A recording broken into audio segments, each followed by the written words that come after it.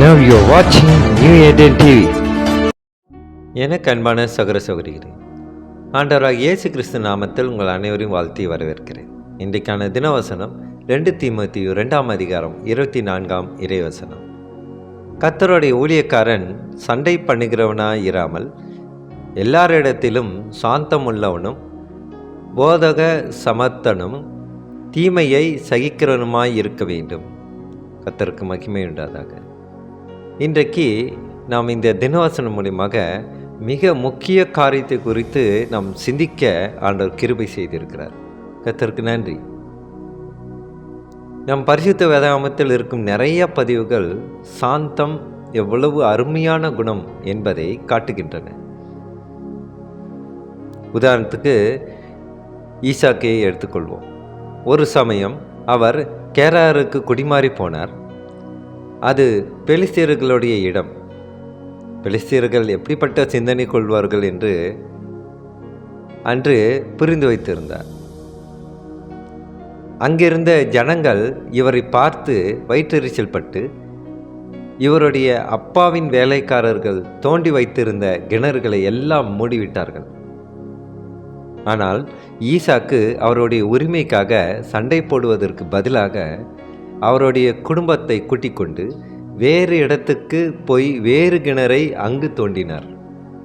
இதை தான் ஆதியாகமத்திலே 26 அதிகாரத்திலே 12-18 வசனங்களை வாசித்தால் உங்களால் புரிந்து கொள்ள முடியும். கிறிஸ்துக்குள் பிரியமானவர்களே, ஈசாக்கு நினைத்திருந்தால் சண்டை போட்டு இருக்கலாம்.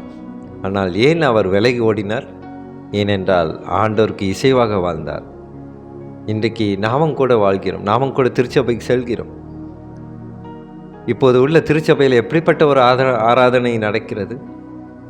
ஆராதனை மிக சிறப்பாக நடக்கிறது. பாடல் துதியாக இருந்தாலும் சரி, ஜெபங்களாக இருந்தாலும் சரி, பிரசங்கமாக இருந்தாலும் சரி, எல்லாமே அருமையாக நடக்கிறது. ஆனால் ஒரு விஷயம் மட்டும் நடக்கவில்லை என்று ஆண்டவர் வேதனைப்படுகிறார். அது எப்பேற்பட்ட ஒரு விஷயத்துக்காக அவர் வேதனைப்படுகிறார்? நம் ஆண்டவர் திருச்சபையிலே ஆராதனையை செலுத்துவது அதை மனப்பூர்வமாக ஏற்றுக்கொள்கிறார். நான் இல்லை என்று சொல்லவில்லை. ஆனால் சமரசமாக சமாதானமாக இருக்க திருச்சபைகளிலே இப்போது நிலவரம் இருக்கவில்லை. சபை போதகரே நியாய தீர்ப்பு பண்ணுகிறார் விசுவாசிகளை. விசுவாசியே நியாய தீர்ப்பு பண்ணுகிறார் சபை போதகரை. இப்படி மாற்றி மாற்றி ஒரு ஒற்றுமை காணப்படாமல், ஒரு சாந்தம் இல்லாமல் சீர்குலைந்த நிலையிலே இப்போது திருச்சபைகள் இருக்கிறது. கிறிஸ்துக்குள் பிரியமானவர்களே, நான் அனைத்து திருச்சபைகளையும் அனைத்து போதகர்களையும் நான் சொல்லவில்லை. ஒரு சில திருச்சபைகளே இந்த தவறுகள் நடக்கின்றன என்று ஆண்டவர் வெளிப்படுத்துகிறார். இதனால் என்ன பாதிப்பு ஏற்படுகிறது? ஆண்டவருடைய நாமம் கலங்கப்படுகிறது. ஆண்டவருடைய நாமம் கலங்கப்படுவதனால தான் ஒவ்வொரு ஊழியமாக ஆண்டவர் எழுப்புகிறார். எந்த ஊழியத்திலேயாவது, எந்த திருச்சபையிலேயாவது என்னுடைய சித்தம்படி அவர்கள் நடக்கிறார்களா என்று ஆண்டவருடைய கண் விழித்து கொண்டு சபை நோக்கி பார்க்கின்றன. இங்கு ஈசாக்குக்கும் அப்படிதான் நிலவ வந்தது. ஆனால் ஈசாக்கு ஆண்டவருக்கு இசைவாக நடந்து கொண்டார். ஆனால் அந்த கிணறுகளும் அவர்களுடையது என்று பெலிஸ்தியர்கள் அதற்கு சண்டை போட்டார்கள். இது ஈசாக்கு இடம் மாறின பிறகுமே திருப்பியுமாக பெலிஸ்தியர்கள் சண்டை போட்டார்கள். அதற்கு என்ன செய்தார் ஈசாக்கு? அந்த சமயத்திலும் கூட ஈசாக்கு இந்த இடத்திலிருந்து அமைதியாக புறப்பட்டு வேறு இடத்துக்கு போய்விட்டார்.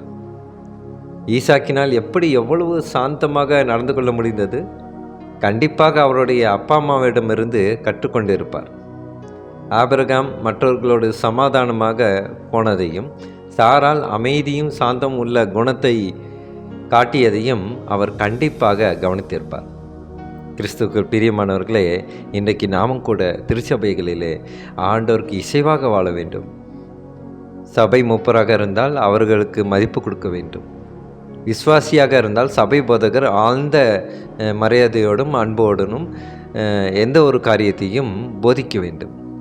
ஒருவேளை விசுவாசிகள் தவறு செய்தால் கூட அது கடவுளோட வார்த்தை மூலியமாக அவர்களை மாற்ற வேண்டும், சமாதானத்துக்குள்ளே செல்ல வேண்டும்.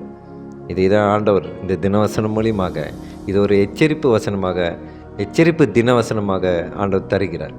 கிறிஸ்துக்குள் பிரியமானவர்களே, இன்னும் வருங்காலங்களிலே சபைகளிலே ஒரு அமைதி நிலவ, சபையில் வரும் அநேக சகோதரிகளுக்கு ஒரு சமாதானம் கிடைக்க ஜெபிப்போமா? சோத்திரம் கர்த்தாவே, துதிக்கிறோம் எங்கள் அன்பு நேசரே. அப்பா, இந்த சபையில் ஒரு நல்ல அமைதியை ஏற்படும் ஆண்டவரே, நல்ல சமாதானத்தோடு அனைவரும் வருவதற்கும், உம்மை துதித்து உம்முடைய வார்த்தைகளுக்கு கீழ்ப்படிந்து வாழ்வதற்கும் தேவ கிருபை செய்யும் ஆண்டவரே. அப்பா, அநேக சபை போதருக்காக நான் ஜெபிக்கின்ற கர்த்தாவே, உமக்காக பிரியமாக ஊழியத்தை செய்யும் ஒவ்வொரு சபை போதரையும் நீர் ஆசீர்வதியும் ஆண்டவரே. அப்படிப்பட்டு சபை போதர்கள் செய்யும்போது, உங்களுக்கு பிடிக்காத காரியத்தை செய்யும்போது அவர்களை தயவாய் மன்னித்து அவர்கள் மனம் மாற தேவ கிருபை செய்ய மாட்டார். சோத்தும் கர்த்தாவே, துதிக்கிறோம். இயேசு மூலமாய் ஜெபிக்கின்றோம் நல்ல பிதாவே. ஆமேன், ஆமேன்.